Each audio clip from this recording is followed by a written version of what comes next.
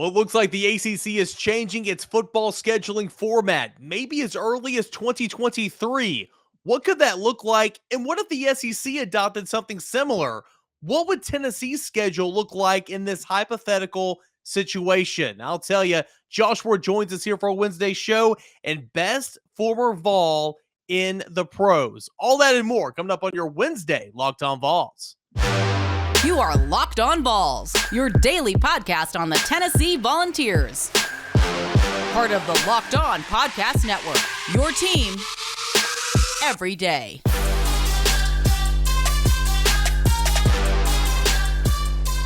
Hey, what's up, everybody? Welcome into it. This is your Wednesday edition of Locked On Vols, and I'm your host, Eric Kane. You can find me in this podcast on Twitter @_Kaner and @LockedOnVols. Hey, want to mention, if you like the show, drop a little 5-star review.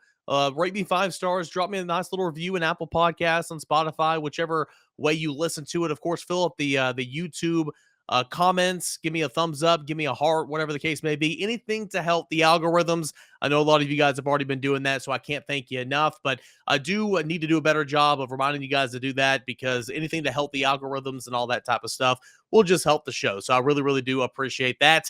If you're new to the show, well, maybe you want to listen to an episode before you decide if you like it or not. Again, I'm Eric Kane. I do radio in Knoxville, Tennessee. I also write for the rival site that covers the University of Tennessee. And we got a fun show ahead. We got Josh Ward, former host here of Locked On Vols, current host of Josh and Swain on my radio station at 99.1 The Sports Animal in Knoxville, Tennessee.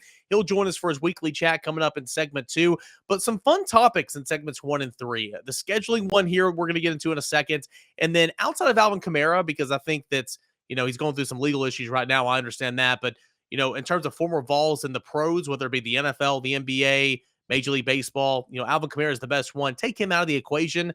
Who is Tennessee's best player in the pros right now? So a fun show coming up here today on this Wednesday edition. But let's start with that hypothetical conversation we're having about SEC scheduling. Now, this is not hypothetical for all college football. It has been reported first by Pete Thamel of ESPN earlier this week that at the ACC spring meetings, they're going to be looking at changing the intra-conference scheduling, which could mean eliminating divisions completely as of early as 2023.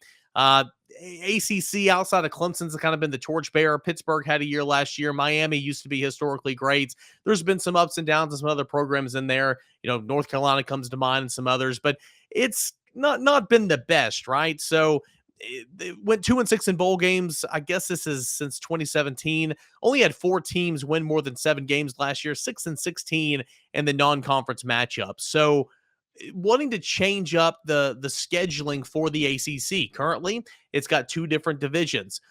This would eliminate the divisions, and they're going to do one of 2 different things. The first model being you've got 3 permanent opponents, but not necessarily pods of 3. You got 3 permanent opponents every single year, and the 5 programs rotating on and off the schedule every other year. So you play 3 permanent opponents each and every year, and then you rotate 5 more every other couple of years. And there's also another option to where it would be 2 permanent opponents and 6 teams rotating on and off in the same manner.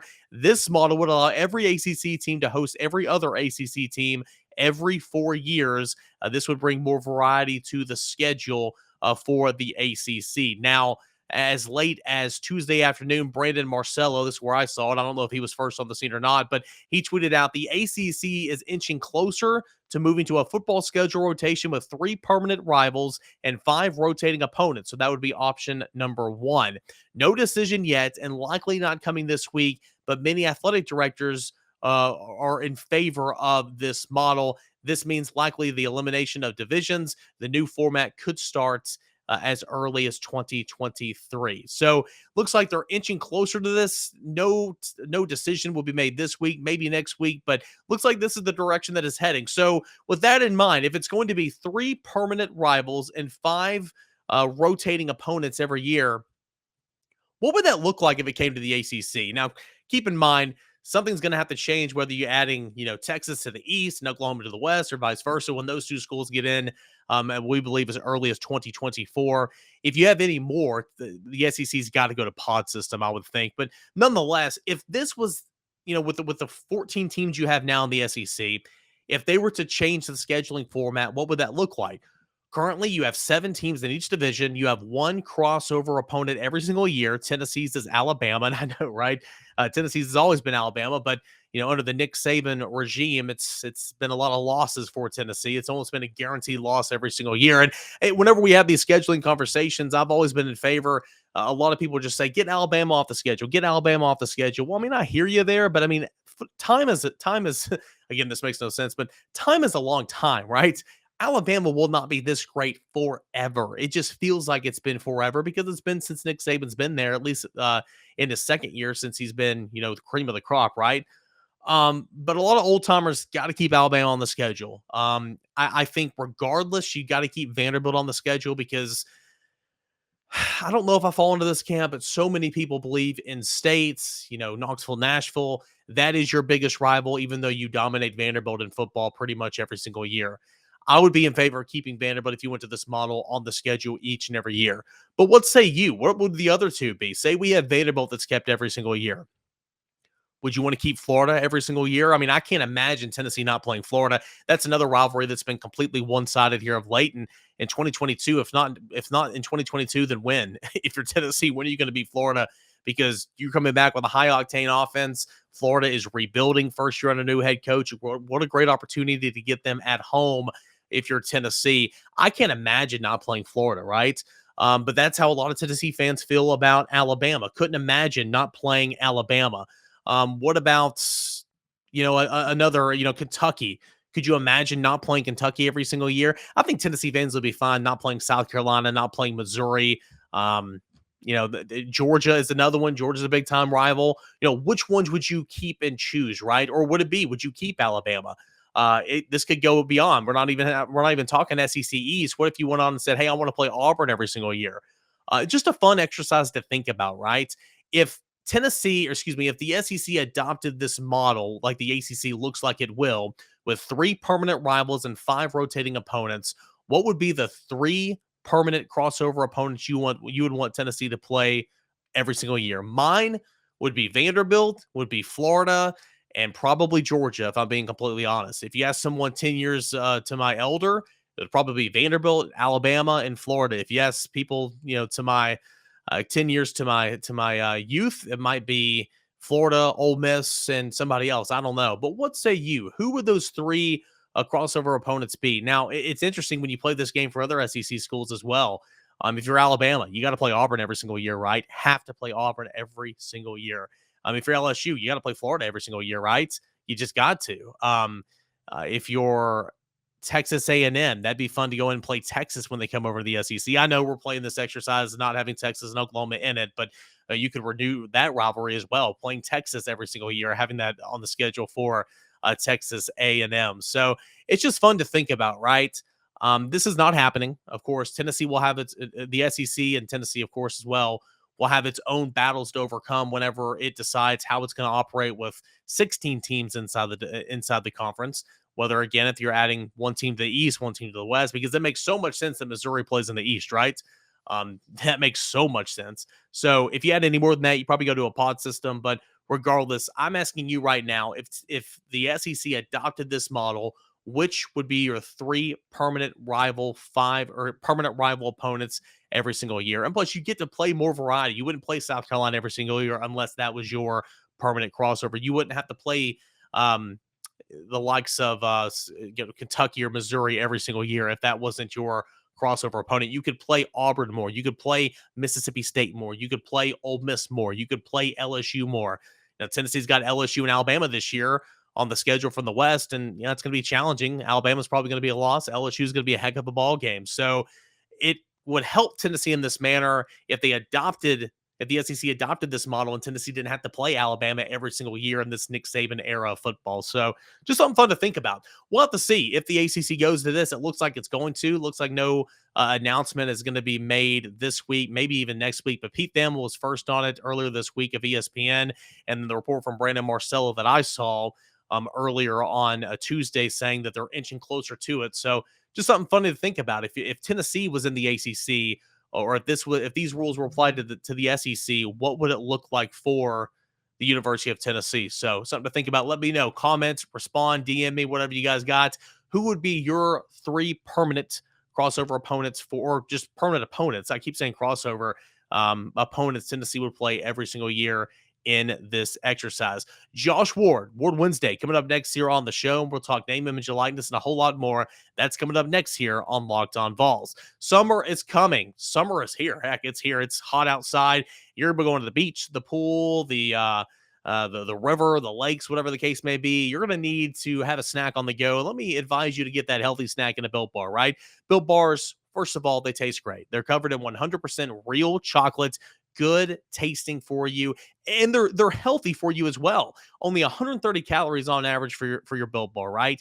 But it's covered in 17 grams of protein and 100% chocolate. How's that even possible? You compare that to a normal candy bar that's sitting around 240 calories. It is so good for you. Plus, only 4 grams of sugar, only 4 net carbs. But again, it is 17 grams of protein, and that's not enough. They've got the new puff bars as well. You might want to go try and order a mix box with all these different flavors of cookies and cream, banana cream pie, churros, so many flavors. You can find it all at Built.com. So right now, go to Built.com and put in that promo code LOCK15, and you're going to get 15% off your order. Use promo code LOCK15 for 15% off. That is all at Built.com. That time of the week, it is Ward Wednesday. We welcome in our buddy Josh_Ward, former host here of Locked On Vols, current host of Josh and Swain, 99.1 The Sports Animal, noon to 3 every weekday, again on The Sports Animal. Josh, what's up, man? You know, people probably think the underscore is just for my Twitter handle. That's my middle name. Josh_Ward. That's what Mama Ward named you back in the day? That's right. So I think that's how it fits. I love it. Things that we're not loving right now is all this name, image, and likeness talk. What's going on? Sweeping declaration from the NCAA. New guidelines, except they're not new. Nothing changed earlier this week when all those guidelines came out. What's your take on all this right now? Because, again, it's the NCAA, in my opinion, it is leaders, ADs, presidents, coaches from the higher ups that are just frustrated because literally the gap is closing. And, you know, for better or worse, they want to go back to the old ways. And a lot of the old ways are not really legal. And this is all legal right now. Yeah, I almost view it as the latest developments have been even a reminder of, if you are going to violate what these guidelines say, you at least need to be buttoned up when you violate what the guidelines are, because so much is still kind of out in the open at this point that it's kind of obvious what is going on and how the game is being played. But I think I'm like just about everybody else saying, well, there's only so much, and that really is little that the NCAA can do about it or the schools can do about it, because now we have these laws that are in place to help the athletes make money, which is what they've fought for so long and what the NCAA has fought against. So it's almost a statement of, well, don't be blatant. If you do something that is blatant as a violation to these guidelines, if you draw up a contract as an example that says, yeah, if you come to this school, then we will represent you or you will have these NIL opportunities. But other than that, I'm not sure what they can do. Now, I'm seeing quotes, the Athletic story from the beginning of the week with a quote saying, yeah, some school, somebody might be made an example of, and I don't doubt that they might try. I don't know exactly who that is or how they would do that. I wonder if we're looking at schools facing fines. Yeah. So they're not going to affect eligibility, so the player can still play. Player can still get his money or her money, but there might be some kind of financial hit to the school, which, by the way, is the member institution that makes up the NCAA. If they do want to try to apply some punishment, that's probably the best way to do it, because then your message to the school is, hey, get your own people in order, or otherwise you might have to pay fines. Of course, if we go down that road, then we might see a revolt and the talk of, well, these schools they'll break away and do their own thing, new governance. Yeah, so every solution, quote, solution to a problem just could create another problem. Yeah, and that's something that Will West and I were speaking on the starting lineup Tuesday morning. It's, okay, hit him where it hurts, the head coach. Treat it like a PED suspension where, first violation, 6 games, second violation's a year, a year gone or whatever. I mean, actually, fine and or punish the members who are employed by the university, because collectives are not employed by the university. Student athletes are not employed by the university. It's just kind of like these guidelines to where you have so much leeway in here. And I feel like in terms of the retroactive punishment, literally nothing's going to happen. They even said in the memo as much as yeah, sure, we might look into a couple of cases, but more so than anything, this is for the future. I feel like if anybody is going to get punished for what's happened the last 10 months, it has to be visibly and just obviously just breaking the rules. And I in my opinion, I don't think anything's going to happen there. And, people have, jumped out and said, well, should Tennessee have anything to worry about? Honestly, I mean, I can't predict the future. I don't believe so. I think the guys at Spire and what Spire's done from a collective, I think they're so smart. I think they've done it the right way. And I think that they're just good businessmen. I mean, we know that they had a good running with the A3 agency here in Knoxville. And I think that they truly are setting the bar for the collective game around the country, and it's benefiting Tennessee, obviously, right now. Right. And I will say, I don't know exactly what's going to happen. Yeah, neither do I. And you're probably listening thinking, oh, great job, Bear Kane. You're bringing a guest on to say, I don't know. But the reason I say that is because I don't feel like the NCAA, I don't feel like the conference commissioners, like Greg Sankey's he's not going to D.C. because he has all the answers. Yeah. Right? So if the guy that we would likely describe as the most powerful individual in college athletics right now, I would say that's, if you have to choose one, I would say it's the commissioner of the SEC. And he's still looking for help or some kind of direction to go with guidelines or some whatever he's looking for in that quest.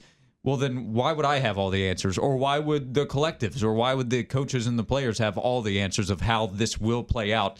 But times have changed, and the expression used very often here the last couple of weeks, toothpaste is out of the tube. It does apply here. So everybody, commissioners, the athletic directors, chancellors, presidents, players for sure, are adjusting because it is a new time, and we are not going back to what it was before last year when name, image, likeness rules changed.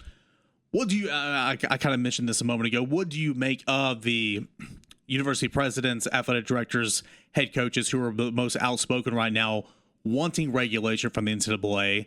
And I hate to play this game, but I mean, it's coming from the Georgias, the Alabamas, the Ohio States. It's like, and Lane Kiffin, he's in Oxford right now, and but look at where he's coached. He's coached at Southern Cal. He's coached at Alabama. And I hate playing this game, but it's just like, I mean, you are only frustrated. It appears from the surface level here that you're only frustrated because they're taking away your black markets.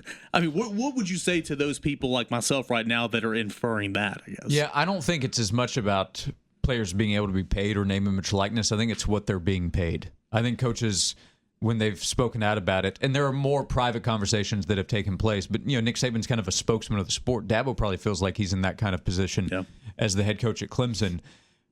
And then Lane's just, he's going to share his opinions, no doubt. I think it's about the price tag. I think when you see a story of an $8 million quarterback, that turns them off because they're like, what are we doing here? What kind of market is this? So, like, Swain and I were talking about it as an example. A comparison very recently would be in the NFL. I don't think John Robinson was frustrated that the Jaguars signed Christian Kirk. I think they were frustrated that he got wide receiver one money when he's never been that. Yeah. So all of a sudden, when you're negotiating with your wide receiver one, his price goes way up, because this other guy who hasn't done anything to prove he deserves that kind of money now has it. So coming back to the recruiting world, players have been getting paid, like it or not, they have been, by all these different schools. But they've not been getting paid what you're seeing in the Athletic with the $8 million quarterback. What's being connected with Nico, Tennessee's quarterback commitment. Or a basketball player going to Miami who's a pretty good player, but he's just getting a crazy amount of money from Life Wallet and Ruiz with his connection to the Hurricanes, and then all these other quarterback prices that are now popping up that didn't exist 2 years ago. I don't think it's about players being paid. I think it's what they're being paid. We shift gears a little bit more towards Tennessee and what's happening here on the Hill. A couple of big-time visitors this past weekend. Roderick Robinson, a bigger four-star running back. He's not necessarily, he lives in California, the San Diego area, but he's not necessarily a California kid.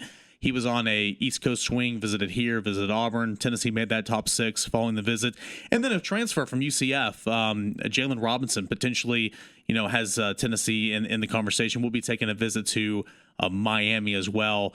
Your thoughts on those two guys, the most recent visitors? I think it's obvious that with the addition of Brew McCoy, you've got those two big guys along with Cedric Tillman on the outside. Jalen Hyatt, your inside guy right now. But if you had a guy like Jalen Robinson, just creating more depth to a receiver room that you lost a lot of production last year. Yeah, and Robinson, you know what you're getting, maybe even more so than you do with Brew McCoy, who's very talented. Don't get me wrong; it's a but he hadn't played a lot, right? Yeah, he's played one shortened college football season in 2020 with USC, and was the number 4 wide receiver on that roster. Yeah, that's it in 3 years. So again, it's a good get, but Robinson is more proven. He had a big 2020 with Josh Heupel as the head coach. Dealt with injury last year, but he's played and he's shown big play ability. It might say something about what the coaching staff sees with the group of receivers. Plenty of potential with Hyatt and Jimmy Holiday and Callaway, but Ramel Keaton coming back. But it looks like they're looking for more help. So sometimes you can just see what the coaches are telling you through the transfer portal. How much does name, image, likeness play into this? That's something to consider with Jalen Robinson. But again, there's a connection there. And if he were to choose Tennessee, that's, I think, a really important get. Now, I think you start to feel really good about the receivers. The running game's still a big question. I think because of the attention on Brew McCoy and the passing game and how exciting it could be, it has brought up the reminder of, okay, what about the running game? What about short yardage situations? 3rd and 1, 4th and 1, 3rd and 2, you got to pick up a couple of yards. How confident are you still in what you have coming back? I think it's a real question mark. So trying to address that in the running game, that second tackle position, the depth of the offensive line is something that we'll probably be asking about until the start of the season and maybe during it. But that on the offensive side, I still have faith, Jalen Robinson or not, that they're going to be pretty darn good in the passing game, assuming health at the quarterback position. You never know. But the offensive line, short yardage running, that is still a question mark that we'll be talking about the rest of the offseason. Yeah, and hopefully, what comes in year 2 is the offensive system is pretty simplistic, but I'm a football guy, and I know it's not just Tennessee doing this, but it frustrated me to no end seeing Javonte Payton just standing there with Valus and Tillman running routes on the other side of the field. They just worked one half of the field a lot of times last year. Short yardage play calling was horrendous last year, so you hope that expands, but I'm with you. Jalen Robinson, no Jalen Robinson, I think this offense is going to be just fine. But you feel really good because I think they do want to play more wide receivers. They only played 3, following the Florida game last year because it's all they trusted, really. And then they brought in Jalen Hyatt a little bit. So I like the direction that this offense is going now, as we enter the month of May and, June just around the corner. And camp will be here before you know it. Yeah. So Tennessee's heading in a good direction. I think it's been a good offseason overall. There haven't been too many negatives. They haven't gotten everybody they wanted in the transfer portal, but some defensive personnel that you could still use. There's still some holes to get figured out, and we'll see what some newcomers might be able to do. But the offense with Hendon Hooker, I think that's where all the confidence is, and understandably so. And the interior of the offensive line, by the way, I bring up the tackle position. Interior feel really good, but that's assuming health. If they start to deal with injuries up front, they're create more questions right there. What's coming up on the show today, Thursday and Friday on Josh and Swain? Yeah, a lot of name, image, likeness stuff, which I know some fans are saying, that's how we led the conversation. All right, are you going to talk about it every day? Kind of, because every day there's a new layer to it, no doubt. So we had Andy Staples on Monday from The Athletic. He was a part of that big report they had. He was really good. Todd Kelly Jr. on the show on Tuesday, so you can go back and check that out. And a lot of football plus basketball talk. What does Julian Phillips do later this week? Really important for Rick Barnes' program. Yeah, you talk about an impactful player that would prove big dividends. I was asked this on the Monday Night Chat last night on VolQuest, real quick. Faith in which team do you have more faith in repeating as SEC champs? Tennessee should wrap up the SEC overall in baseball. I think I forgot what the number is, but they should win it. Baseball next year or basketball? Julian Phillips would add to that conversation as well, but I answered baseball because of the pitching returning. Yeah, I'd go baseball because that is a program that is. It's also recruiting at a very high level, and you have those arms that are coming back. And it's a conference that's really competitive, but so is basketball. And what Arkansas has and Kentucky will have, I would say baseball before basketball. But basketball, if it has Julian Phillips, we'll get a lot of preseason talk. As it should. Josh Ward, thanks so much, man. Thank you. All right, he is Josh Ward, and he is a big fan of the BetOnline. So put your sports knowledge to use and put some coin in your pocket. Listen, right now the NBA playoffs are going on right now. The NHL Stanley Cup final or playoffs are going on right now. Major League Baseball is back. College football, we're talking about just right around the corner. We went over those betting lines for the Power 5 conferences on yesterday's show, and where Tennessee stacked up, tied with Kentucky, Florida, just ahead of Tennessee in terms of 33-1 odds favorite. I don't agree with that. But all this to say, there's so much to do at BetOnline betonline.net, and you can go get involved in all the action. And again, put some coin in your pockets, whether it's from your mobile device, from the palm of your hand, or going to the website that's betonline.net. You can find the futures, the daily lines, the run lines for baseball, all that and a whole lot more. Plus, sports information, sports podcast, esports news, reality television news. There's simply everything for anyone at betonline.net. So go to betonline.net right now. Betonline.net, it is where the game starts. Big thanks to Josh Ward for stopping by the show like he does each and every Wednesday. Hope you guys enjoyed that.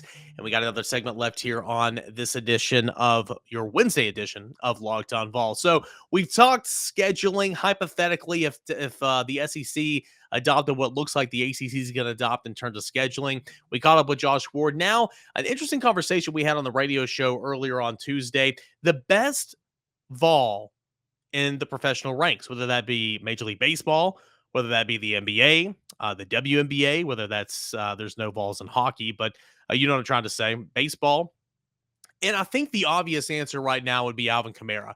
He's going through some legal issues off the field, and all that's not technically resolved right now. But I do think the former NFL Rookie of the Year and Pro Bowler and all that would be the obvious choice for best former Vol in a professional setting. So let's take Alvin Kamara out of the situation. And this really kind of grew on me because we're watching the Boston Celtics in the NBA playoffs right now. We're watching Grant Williams play a big role. Grant Williams is not necessarily fit to be a starter in the NBA. I think he's the sixth man. I think he thrives in that role for the C's coming off the bench. And, you know, he'll score you 17 to 20 points every now and again, but mostly, you know, here in this playoff series, especially the other nights, he's been a great defender. He's been a rough defender, and he's been out there playing a big role for the Boston Celtics. So I asked my coworker Will West on the morning show, is Grant Williams the best former Vol in professional sports right now outside of Alvin Kamara? And we both kind of thought that, yeah, maybe that was. But we also both forgot that there's a former volunteer in the NBA right now that is much better than Grant. I don't know why we forgot this. And he's playing in the playoffs right now. It's Tobias Harris of the 76ers. Tobias is good, man. And before they got James Harden, I mean, it was kind of Tobias and the Joel Embiid show. And, you know, Tobias had a really, really nice career. He's moved around a little bit here of late, but back a couple years ago when he was in Los Angeles with the Clippers, man, he was the guy, right? He got traded a little bit, but he's been a very, very good pro, very, very good NBA player. So a couple of years ago, it'd be Josh Richardson. Josh Richardson's been a good player in the NBA, but if it's not Alvin Kamara in the NFL, could it maybe be Tobias Harris? Grant Williams has got a prominent role as well. Jaden Springer, Keon Johnson, they've got their toes wet in the NBA. Keon Johnson played in 37 games as a rookie. Jaden Springer played in 2 games as a rookie. And then, of course, E. Pons, he played in 10 games as a rookie. Both Springer and Pons have been floating around from the G League and the NBA all season long, but Keon Johnson played a whole lot. Let's go to the WNBA. You got Ray Burrell, who was just drafted by the LA Sparks at number 9 overall. You have Diamond DeShields, who's a former Vol. You have Candace Parker. You have Mercedes Russell. You have Isabella Harrison.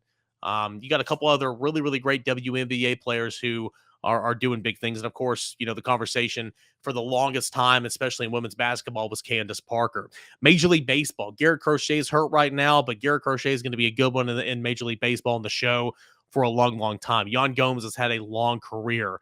Drew Steckenhouse has had a long, or Steckenrider, excuse me, has had a long career. Nick Senzel was formerly one of the top prospects in all of Major League Baseball. He is now an everyday player for the Cincinnati Reds. Zach Godley, the last couple years, has bounced around from active roster to AAA, but he's been a long time guy in Major League Baseball. But I don't think any of those guys kind of compare to where we are with Alvin Kamara. So then that brings us to the NFL. And there are loads and loads of former Tennessee players, either on active rosters or expanded rosters or practice squads. I mean, just tons and tons and tons, to be completely frank with you right now. So let's take a look at them. These are the notable ones. These are not everybody, but these are the notable ones that I made kind of a converse, or at least wrote down their names. Juwan Jennings, San Francisco, has a role. Darrell Taylor, Seattle, has a role. Emmanuel Mosley has been a big-time player for the San Francisco 49ers. Alontae Taylor just drafted.